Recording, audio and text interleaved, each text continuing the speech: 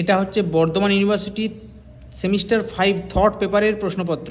ঠিক আছে, আমি সাজেশন দিয়েছিলাম কত নম্বর কমন এসছে তোমরা এবার দেখে নাও। 10 নম্বরে দুটো প্রশ্ন কমন চলে এসছে, কিন্তু 10 নম্বরে দেখো এখানে আমি জার্মান স্কুল দিয়েছিলাম, তো জার্মান স্কুল থেকেই দুজন ভৌগোলিকের নাম তোমাদেরকে পরীক্ষায় দিয়েছে, সেটা কমন এসছে। আর তার সঙ্গে দেখো আমি যে প্রশ্ন দুটো 5 নম্বরের করে পড়তে বলেছিলাম সেগুলো অ্যাকচুয়ালি 10 নম্বর চলে এসছে। ঠিক আছে, যেমন আমি পড়তে বলেছিলাম যে শর্ট নোট পড়ে রাখবে ডিটারমিনিজমটা, পজিটিভ অ্যান্সার, এখানে এটা 10 নম্বর দিয়ে দিয়েছে।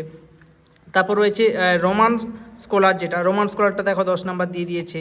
তারপরে যে ওয়েলফেয়ার জিওগ্রাফি দিয়েছিলাম এটা 10 নাম্বার দিয়েছে। অর্থাৎ তোমাদেরকে আমি বলেওছিলাম যে 5 নম্বরের প্রশ্ন অনেক সময় 10এও চলে আসে। আর দেখো 5 নম্বরের কোনগুলো কমন এসছে, এই প্রশ্নটা হুবহু কমন এসছে, দেখতে পেয়েছো জিওগ্রাফি যে স্পেশাল সায়েন্স এটা কমন এসছে। এদিকে চলে আসছি ইন্ডিয়ান জিওগ্রাফার কমন এসছে।